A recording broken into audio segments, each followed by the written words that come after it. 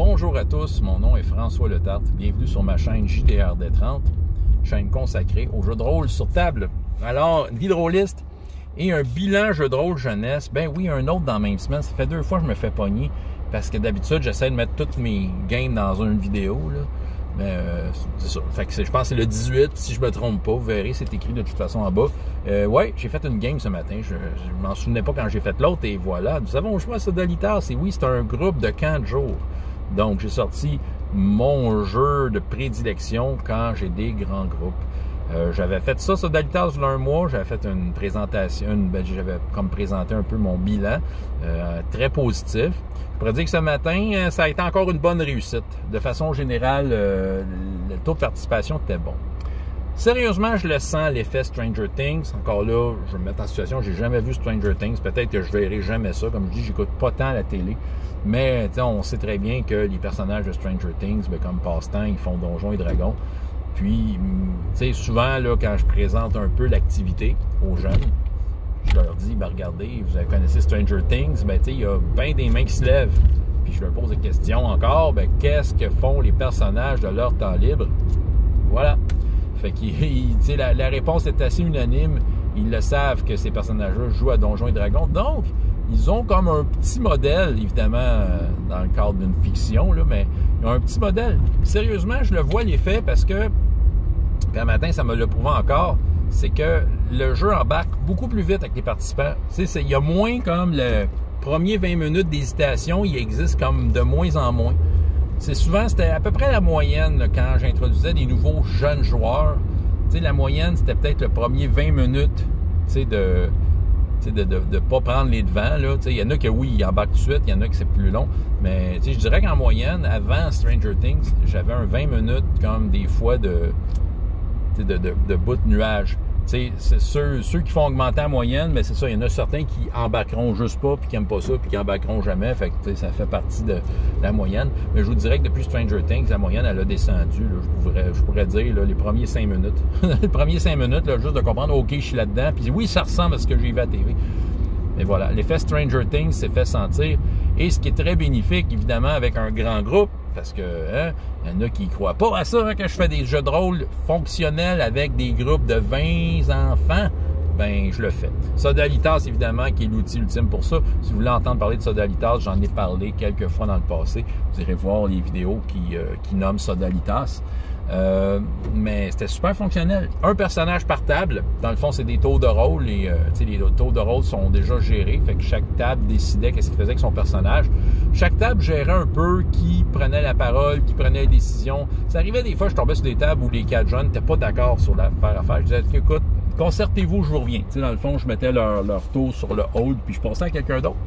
Puis c'était très, très fonctionnel. Parce que Sodalitas permet, la façon que c'est fait, c'est que chacun des personnages, dans n'importe quelle situation, tout le monde a l'occasion de faire de quoi. Puis moi, il faut que je prenne, c'est un peu comme si c'était un combat, là. On est tout le temps en mode combat, d'une certaine façon, mais même si c'est pas des combats. Mais juste pour faire en sorte que, OK, toi, tu as joué, attends ton tour, que tous les autres jouent avant toi. Ce qui permet de contrôler aussi ceux qui parlent beaucoup. Évidemment, j'en avais un qui était juste devant moi. Moi, je suis comme sur une petite estrade là, dans le coin de la pièce là, pour ça me permet de mieux me projeter quand il s'agit de communiquer. Puis moi, il était juste comme en bas. C'était la chaise la plus proche, mais lui, il me parlait tout le temps. Fait qu'il me faisait un écran de bruit. Fallait que je le fasse un peu la police. Puis c'est ça. Mais c'est un joueur très participatif, très enthousiaste. C'est le beau à voir, mais ça demande comme de dire, OK, attends un petit peu, tu l'as fait ton move, laisse-leur faire leurs erreurs, c'est ça. Puis voilà, c'était de stimuler chacune des tables, de comme un peu mettre de l'avant les capacités des différents personnages pour montrer que le personnage, il ne sera pas là juste pour rouler des dés, mais qu'il y a une raison pourquoi, qu'il y a comme un... il y a un contexte. Fait que par rapport à qu'est-ce que le personnage est, tout ça, des fois je posais des questions, je suis comme, mettons, il y a une table, je dirais un joueur, mais c'est parce que c'est une table de 4 joueurs qui jouait Gwen, la barbare colérique du désert. Fait que là, à toutes les fois qu'elle faisait un move, je demandais aux autres, est-ce qu'elle est fâchée? Fait que là, ils votaient. Au début, ils n'osaient pas, mais c'est quand ils ont compris que le fait qu'elle soit colérique, c'était comme un avantage. Fait que tout le monde avait « Ouais, fâché! » Fait qu'elle faisait tous ses moves fâchés. Fait qu'à un moment donné, je leur faisais crier. Comment qu'elle crie quand elle est fâchée? 1, 2, 3, go, la table criait au blanc. Ah! OK, c'est ça. Tu sais, l'ambiance était là. On avait vraiment du fun.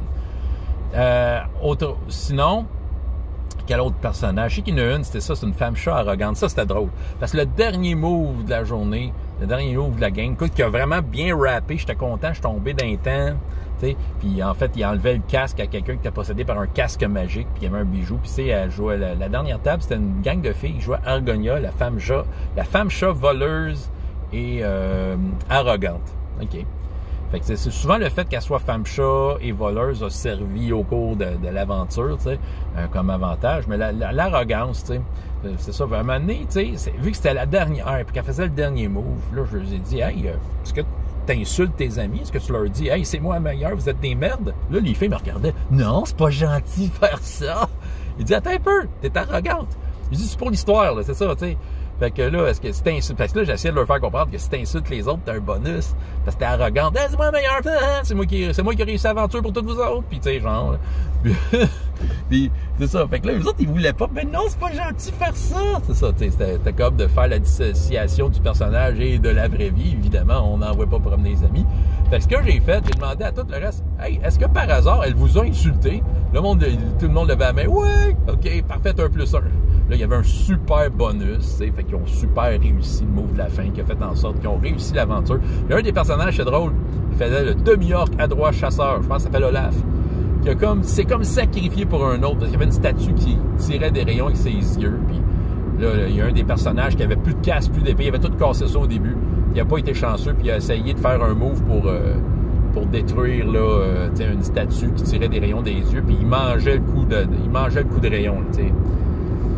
Fait que là, non, c'était pas une statue. En tout cas, bref, il y a quelqu'un qui recevait un coup de rayon laser dans les yeux. Puis, tu sais, dans le fond, il n'y avait pas une énorme conséquence. Il gagnait un point de stress, tu sais, puis je pense qu'il n'avait sur 3, il leur en restait un après, tu sais, puis on était à la fin de l'aventure. C'était pas bien grave. Mais là, le demi-orc chasseur à droite a voulu sacrifier. Non, je me mets devant. Il dit, OK, tu fais vraiment ça, tu sais, volontairement. J'ai donné 2 points de stress. J'ai dit, écoute, c'est ça. Puis là, il est rendu à 3 points de stress. Fait que c'était drôle parce qu'à la fin, il dit Attends, je veux le mot de la fin. Fait que là, il y en a un de la gang qui s'est couché à terre. Puis, sauvez-vous sans moi. Puis là, c'est ça. Puis il a tout acté ça.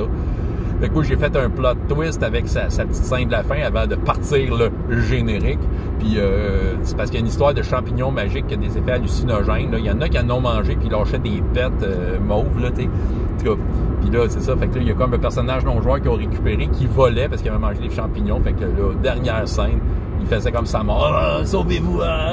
C'est ça. Puis là, j'ai dit, mais là, tu sais, le personnage qui vole, il s'appelait Tipol. Il s'en vient vers toi, il te dit, attends, j'ai la solution, puis il te rentre un champignon dans la bouche, et voilà, fin. Là, tout le monde a rigolé. Là. Sérieusement, ça a bien marché. Sodalitas, OK? Là, j'en fais la promotion gros de même. C'est-à-dire, si vous avez à gérer des grands groupes pour le jeu de rôle, c'est le jeu, vraiment.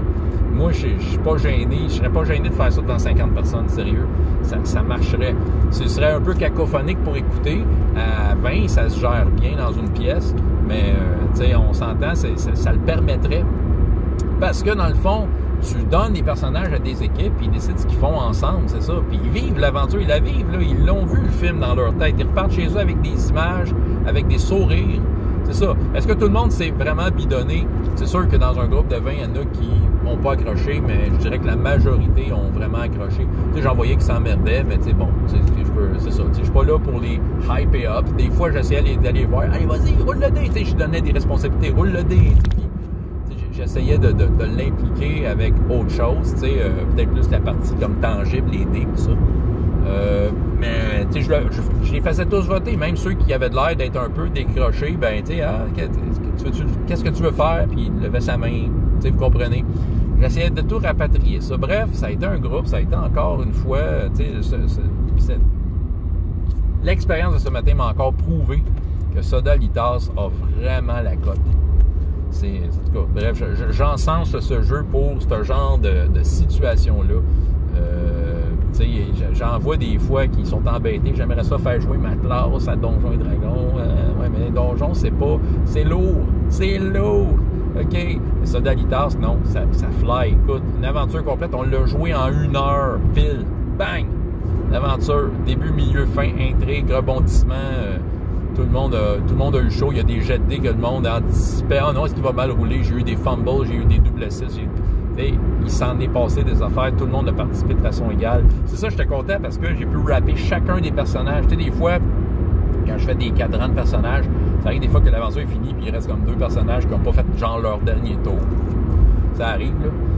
Dans ce temps-là, je leur donne le mot de la fin quand ça arrive. Je leur donne le privilège de parler de la conclusion. Mais sinon, là, non, vraiment, j'ai vraiment rappé ça en 1 heure.